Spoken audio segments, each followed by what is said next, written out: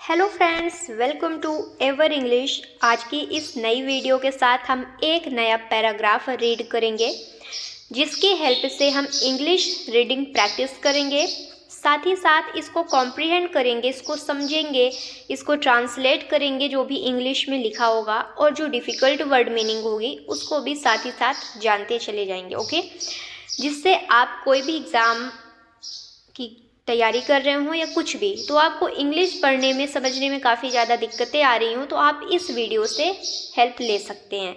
आप रेगुलर एक वीडियो देखते चले जाएंगे, आपको काफ़ी ज़्यादा हेल्प मिल जाएगी। आपको पता भी नहीं चलेगा कि आप कितनी आसानी से चीज़ें सीख लिए हैं। So let's start. आज का जो हमारा पैराग्राफ है उसका नाम है Jawaharlal Nehru, India's first prime minister. यानी कि जवाहरलाल नेहरू। जवाहरलाल नेहरू को तो हम सब जानते हैं, वो हमारे भारत के क्या थे, फर्स्ट प्राइम मिनिस्टर थे। तो उनसे रिलेटेड ये पैराग्राफ है। आगे देखते हैं। अर्ली लाइफ यानी प्रारंभिक जीवन, जो उनका प्रारंभिक जीवन था उसके बारे में हम बात करेंगे। एंड एजुकेशन, और शिक्षा के बारे में बात करेंगे। Jawaharlal Nehru was born on November 14। Jawaharlal Nehru का जन्म हुआ था, वॉज बोर्न यानी उनका जन्म हुआ था ऑन 14 नवंबर को उनका जन्म हुआ था 1889 में इन इलाहाबाद, यानी कि इलाहाबाद में हुआ था। British India, into a wealthy and influential family, यानी कि उनका जन्म इलाहाबाद के ब्रिटिश इंडिया में हुआ था। इनटू अ वेल्दी, एक वेल्दी यानी क्या होता है, धनी, तो एक धनी एंड इन्फ्लुएंशियल यानी कि एक प्रभावशाली परिवार में हुआ था, फैमिली में हुआ था। हिज फादर, उनके पिताजी मोतीलाल नेहरू, जिनका नाम था Motilal Nehru, was a prominent यानी कि प्रसिद्ध, विख्यात लॉयर। लॉयर यानी क्या होता है, जिनको हम एडवोकेट बोलते हैं, एडवोकेट। ओके, तो वो लॉयर थे। एंड पॉलिटिकल लीडर, और एक राजनीतिक नेता भी थे। एंड हिज मदर, और उनकी माताजी स्वरूप रानी, क्या नाम था, स्वरूप रानी नेहरू। उनकी माताजी का नाम था Swarup Rani Nehru. Came from a respected Kashmiri Brahmin family, तो वो कहाँ से आई थी, केम यानी आई हुई थी, फ्रॉम यानी से, अ रिस्पेक्टेड काश्मीरी ब्राह्मण फैमिली यानी काश्मीरी ब्राह्मण फैमिली से वो बिलोंग करती थी, जो कि रिस्पेक्टेड फैमिली थी, सम्माननीय फैमिली थी। Okay, Nehru received his early education from private tutor. Nehru received यानी उन्होंने हासिल किया, पाया, अपनी शिक्षा ग्रहण करी। Nehru received his early education, उन्होंने अपना जो प्रारंभिक शिक्षा था फ्रॉम प्राइवेट ट्यूटर, यानी कि उनको वो कैसे उसको हासिल किया, उनको कैसे रिसीव हुई, एक प्राइवेट ट्यूटर के through.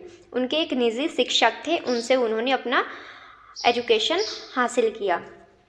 Before going to Harrow and Eton, यानी हैरो एंड इटोन जाने से पहले वो अपने प्राइवेट ट्यूटर से ही अपना एजुकेशन रिसीव किए थे।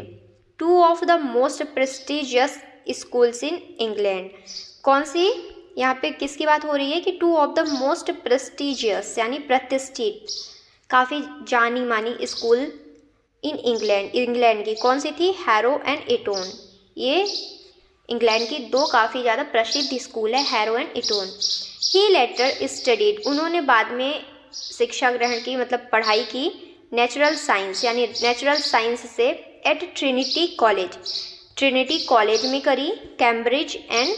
कैम्ब्रिज में उन्होंने अपनी आगे की शिक्षा हासिल करी, स्टडी करी उन्होंने, कहाँ पर, नेचुरल साइंस की स्टडी करी थी ट्रिनिटी कॉलेज में, जो कि कैम्ब्रिज में था।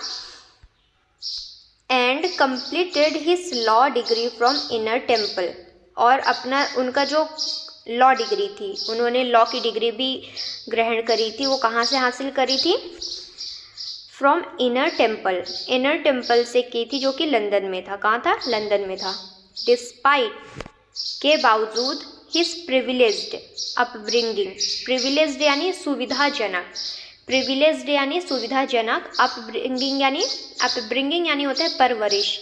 तो उनके सुविधाजनक परवरिश के बावजूद भी, डिस्पाइट यानी क्या होता है, के बावजूद। Nehru was deeply influenced by the Indian freedom struggle. Nehru ji का जो उनके जो प्रारंभिक जीवन था, उनका जो अर्ली लाइफ था, तो वो काफ़ी ज़्यादा एकदम राजसी तरीके से उनका जीवन था, काफ़ी ज़्यादा आराम की ज़िंदगी उन्होंने जी थी। उनकी जो परवरिश हुई थी वो सुविधाजनक थी, प्रिविलेज्ड थी। ओके, तो उसके बावजूद भी नेहरू वॉज डीपली इन्फ्लुएंस्ड, उन्होंने बहुत गहराई से वो प्रभावित हुए थे। इन्फ्लुएंस्ड यानी क्या होता है, प्रभावित होना, ठीक है। Bye the Indian freedom struggle यानी भारत की स्वतंत्रता जो संग्राम था, जो स्ट्रगल था, उससे वो काफ़ी ज़्यादा प्रभावित हुए थे। And wanted to contribute to the country's independence, और वो क्या करना चाहते थे, wanted यानी वो चाहते थे, to contribute यानी योगदान देना, to the country's independence यानी कि अपने countries के, अपने देश के इंडिपेंडेंस में, स्वतंत्रता में वो योगदान देना चाहते थे। जबकि उनका जो लाइफ था काफ़ी ज़्यादा अच्छा था, प्रिविलेज्ड लाइफ वो जी रहे थे। आगे देखते हैं, entry into politics and freedom struggle यानी उनका जो एंट्री होता है पॉलिटिक्स में और उनका जो फ्रीडम स्ट्रगल है, अब उसके बारे में हम बात करेंगे। तो चलिए हम आगे देखते हैं।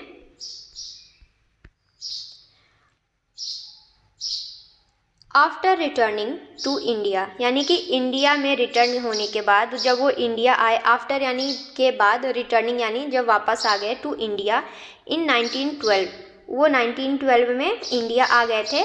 Nehru joined the Indian national Congress, उन्होंने ज्वाइन किया क्या, इंडियन नेशनल कांग्रेस ज्वाइन किया। And became an active participant, और एक एक्टिव पार्टिसिपेंट की तरह, पार्टिसिपेंट यानी सहभागी, एक सक्रिय सहभागी की तरह इन द इंडिपेंडेंस मूवमेंट, और वो स्वतंत्रता आंदोलन में उन्होंने एक सक्रिय सहभागी की तरह भाग लिया।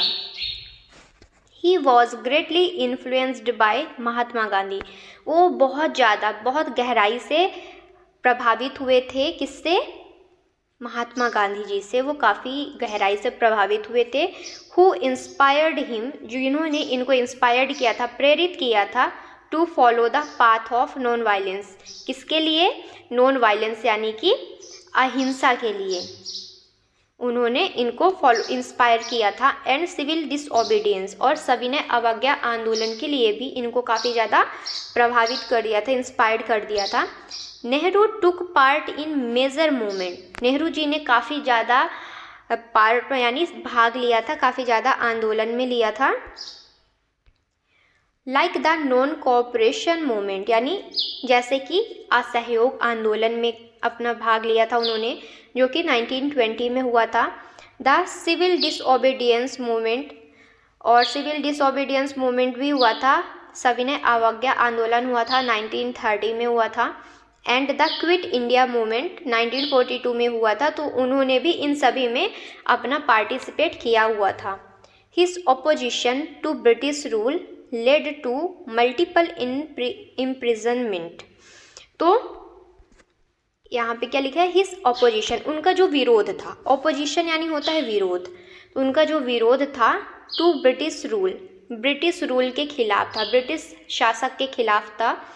लेड टू मल्टीपल इम्प्रिजनमेंट, तो उससे क्या हुआ, उन्होंने जो ब्रिटिश रूल के खिलाफ उनका जो नेतृत्व था, विरोध था, तो उससे क्या उसका रिजल्ट क्या आया, तो टू मल्टीपल इम्प्रिजनमेंट, तो उससे उनको बहुत बार, मतलब काफ़ी बार उनको कारावास की सज़ा भी हुई, उनको कारावास जाना पड़ा। इम्प्रिजनमेंट यानी क्या होता है, कारावास, ठीक है, इम्प्रिजनमेंट यानी होता है कारावास। And he spent nearly 9 year in jail, और उन्होंने लगभग इसके कारण, इन सब में भाग लेने के कारण ब्रिटिश रूल के खिलाफ उनको 9 साल की सज़ा हुई। और उन्होंने ही स्पेंट नियरली, उन्होंने लगभग 9 ईयर यानी 9 साल कहाँ बिता दिए, जेल में बिता दिए, स्पेंड कर दिए, बिता दिए, ठीक है। स्पेंड का सेकंड फॉर्म क्या होता है, स्पेंट, ओके। और थर्ड फॉर्म भी स्पेंट ही होता है, स्पेंड, स्पेंट, स्पेंट, बस लास्ट वाली मीनिंग में डिफरेंस है, डी टी टी, ओके ऐसा। ड्यूरिंग हिज इम्प्रिजनमेंट, उनके कारावास के समय, ड्यूरिंग यानी के समय या फिर अवधि या फिर के दौरान, काफ़ी इसकी 3-4 मीनिंग हो जाएंगी। तो उनके कारावास के समय ही रोट, उन्होंने लिखी थी सेवरल बुक्स, उन्होंने अनेकों पुस्तकें लिखी, इंक्लूडिंग जिसमें शामिल था द डिस्कवरी ऑफ इंडिया, जिसमें उनकी एक बहुत ही ज़्यादा फेमस बुक है द डिस्कवरी ऑफ इंडिया, उन्होंने ये पुस्तक भी जेल में ही रहकर लिखी थी। विच रिफ्लेक्टेड हिज विज़न, जिसमें उनका, जिस पुस्तक में उनका क्या है, रिफ्लेक्ट किया गया है, रिफ्लेक्ट यानी उनके विचार को, उनके विज़न को रिफ्लेक्ट किया गया, उसमें दर्शाया गया है for a free and modern India.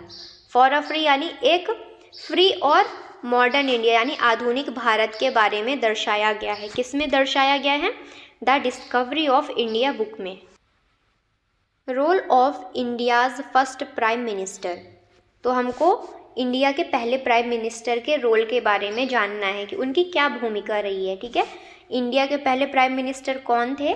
Pandit Jawaharlal Nehru, जिनके बारे में हम ये पैराग्राफ रीड कर रहे हैं।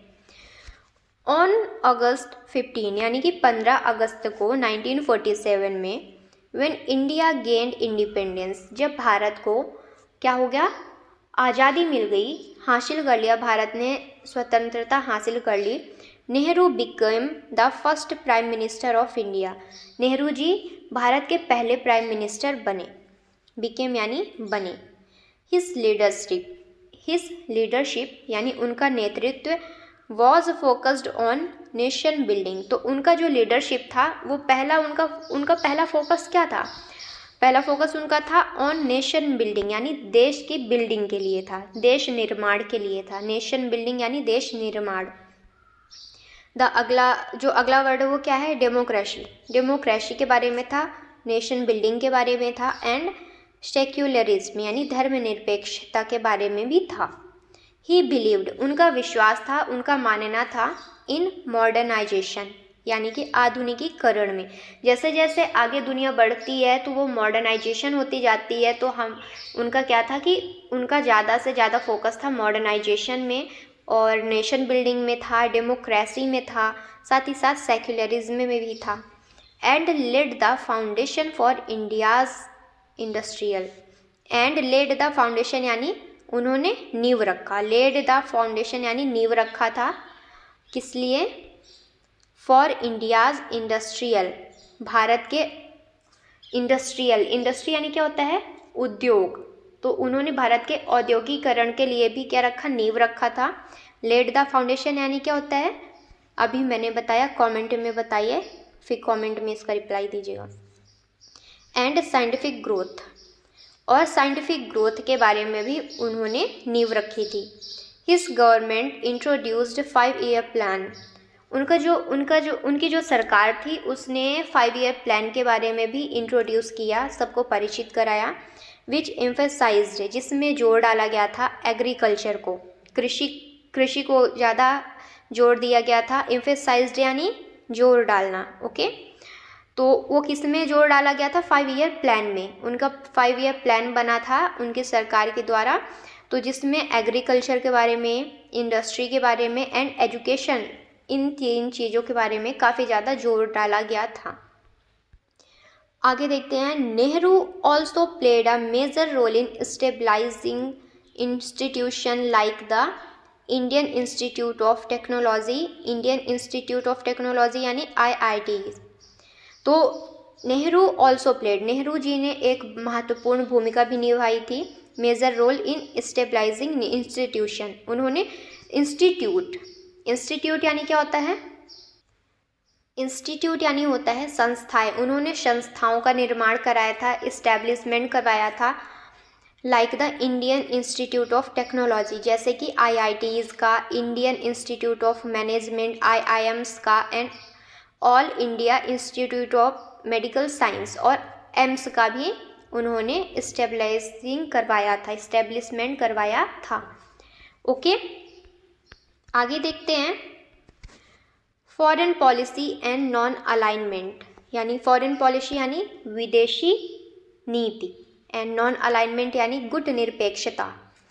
Nehru was the architect of India's foreign policy and introduced the policy of non alignment. तो नेहरू जी क्या थे? Was the architect. आर्किटेक्ट यानी क्या होता है? शिल्पकार होना या फिर योजना बनाने वाला, ठीक है। तो वो आर्किटेक्ट थे of India's foreign policy, Bharat के विदेशी नीति के आर्किटेक्ट थे। And introduce the policy of non alignment, और उन्होंने ही परिचित कराया था, इंट्रोड्यूस कराया था नॉन अलाइनमेंट पॉलिसी से, गुट निरपेक्षता नीति से भी उन्होंने इंट्रोड्यूस कराया था। विच kept India independent of cold war alliance. तो उसमें क्या हुआ था कि भारत को कोल्ड वॉर, जो शीत युद्ध हुआ था, उससे इंडिपेंड कराया था, यानी कि उससे बचाया हुआ था। किसने? ये इंडियाज़ फॉरेन पॉलिसी ने और नॉन अलाइनमेंट ने। इसकी वजह से भारत उससे अलग था, उस युद्ध से अलग था। आगे देखते हैं, he was a founding leader of the non aligned movement. वो फाउंडिंग लीडर थे, यानी कि उन्होंने नॉन अलाइंड मूवमेंट का वो उसके फाउंडिंग लीडर थे, जिसको इसका शॉर्ट फॉर्म क्या होगा? नाम, NAM, नाम। Bringing together newly independent nation. तो क्या हुआ था? ब्रिंगिंग टुगेदर, एक साथ लाए थे न्यूली इंडिपेंडेंट नेशन, जो देश न्यूली नए नए इंडिपेंडेंट हुए थे, आज़ाद हुए थे, उसमें उनको ब्रिंगिंग किया गया। ब्रिंगिंग टुगेदर यानी एक साथ लाया गया था to maintain neutrality between the United State and Soviet Union. तो उसमें न्यूट्रलिटी को सामंजस्य बनाने के लिए उन देशों के बीच, जो कि यूनाइटेड स्टेट और सोवियत यूनियन के बीच न्यूट्रलिटी बनाने के लिए, सामंजस्य बनाने के लिए उन्होंने देशों को टुगेदर किया था, एक साथ किया था। इस डिप्लोमेटिक अप्रोच, उनकी जो कूटनीति दृष्टिकोण था, अप्रोच यानी क्या होता है? दृष्टिकोण। तो उनका जो कूटनीति दृष्टिकोण था, helped India maintain peaceful relation with many countries. तो उसने भारत को बहुत ज़्यादा हेल्प किया था, उनका डिप्लोमेटिक अप्रोच ने भारत को काफ़ी ज़्यादा हेल्प किया था पीसफुल रिलेशनशिप, एक शांतिपूर्ण रिश्ता बनाने के लिए, विथ मैनी कंट्रीज, बहुत सारे देशों के साथ। दो हालांकि चैलेंजेस अरोज, यहाँ से चैलेंज भी काफ़ी ज़्यादा उठे, काफ़ी ज़्यादा चुनौतियों का सामना भी करना पड़ा। सच एज द 1962 में साइनो इंडियन वॉर हो जाता है, which led to criticism of his defence policies, जिसमें उनको काफ़ी ज़्यादा आलोचना का भी सामना करना पड़ता है ऑफ हिज डिफेंस पॉलिसी, उनके डिफेंस पॉलिसी के लिए। Contributions to education and society, उनका जो कॉन्ट्रीब्यूशन था, योगदान था, टू एजुकेशन यानी शिक्षा के लिए, एंड सोसाइटी यानी समाज के लिए।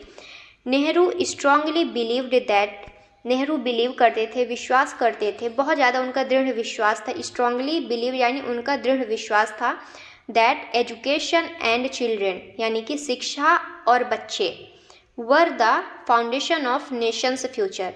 वर द फाउंडेशन यानी नींव हैं ऑफ द नेशंस फ्यूचर यानी देश के भविष्य के लिए। कौन कौन? एजुकेशन और children. He introduced policies to expand primary and higher education in India. उन्होंने इंट्रोड्यूस कराया था पॉलिसीज़ यानी नीतियों से, to expand primary and higher education in India, यानी कि प्राइमरी शिक्षा, जो प्राथमिक शिक्षा है, और हायर एजुकेशन है, जो बड़ी क्लासों की शिक्षा है, इसको एक्सपेंड कराने के लिए। एक्सपेंड यानी बढ़ाना, तो वो इसको काफ़ी ज़्यादा एक्सपेंड कर दिए थे भारत में।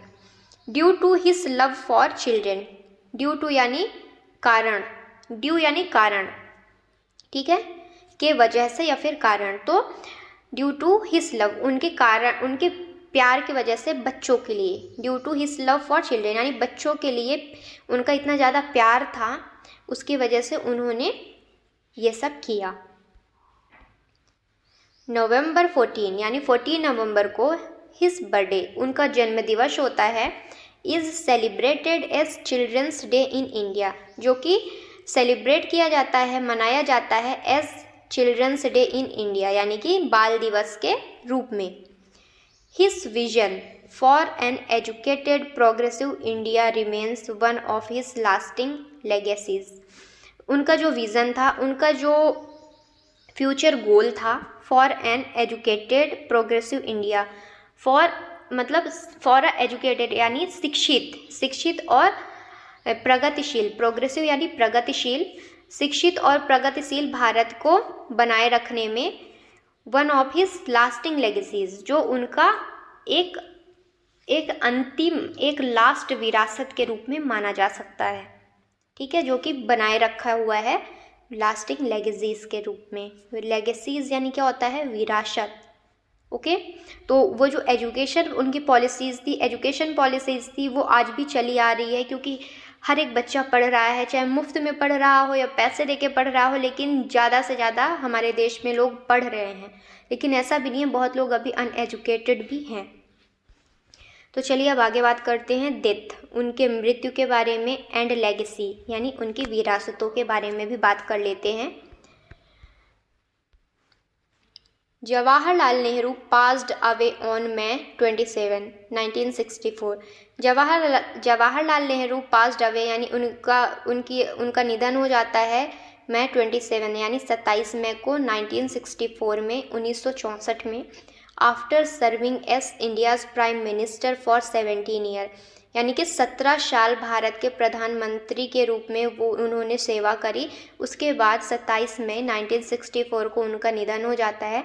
डिस्पाइट फेसिंग क्रिटिसिज्म यानी काफ़ी ज़्यादा आलोचना का सामना करने के बावजूद भी, for some of his policies, he is widely remembered as the architect of modern India.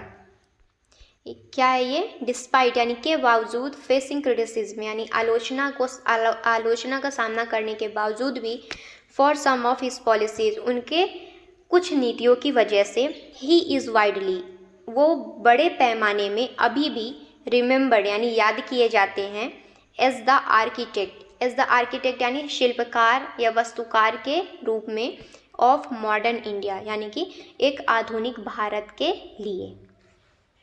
His contribution to democracy, उनका जो योगदान था लोकतंत्र के लिए, इंडस्ट्रियलाइजेशन के लिए, and education, led the foundation for India's development, उनका जो क्या था, कॉन्ट्रीब्यूशन था, योगदान था लोकतंत्र के लिए, इंडस्ट्रियलाइजेशन औद्योगिकरण के लिए, एंड एजुकेशन और शिक्षा के लिए, लेड द फाउंडेशन यानी कि नींव रखी हुई थी, फॉर इंडियाज़ डेवलपमेंट यानी भारत के बदलाव के लिए।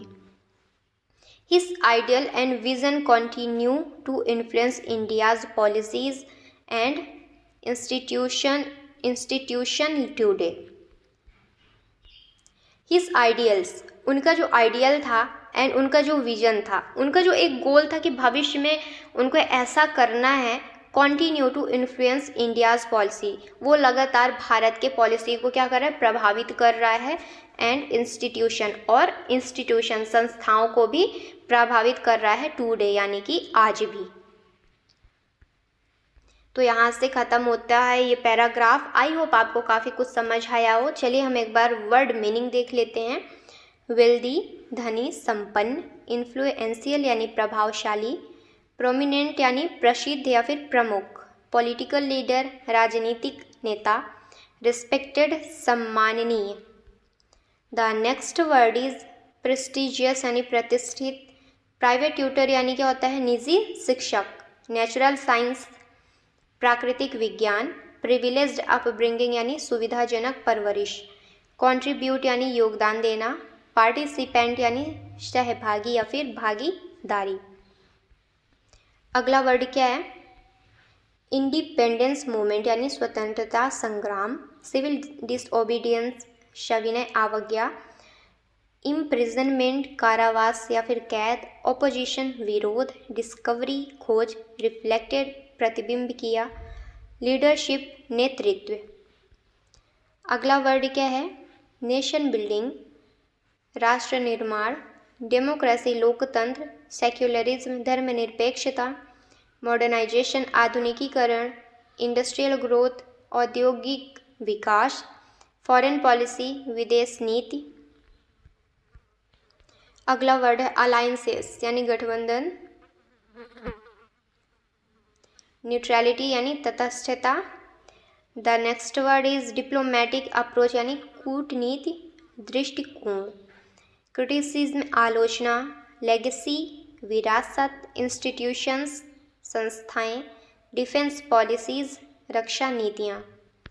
हम अगला वर्ड देखते हैं नॉन अलाइनमेंट यानी गुट निरपेक्षता, इकोनॉमिक पॉलिसीज आर्थिक नीतियाँ, एक्सपेंशन यानी होता है विस्तार एक्सपेंड करना, ओके। इंडस्ट्रियलाइजेशन यानी होता है औद्योगिकरण, साइंटिफिक ग्रोथ वैज्ञानिक प्रगति।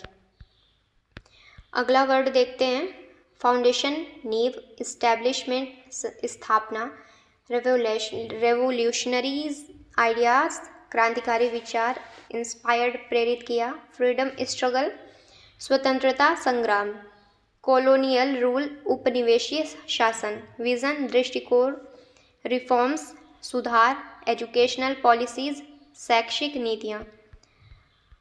आज के लिए इतना ही, अब मिलते हैं हम अगली वीडियो में, तब तक के लिए थैंक यू।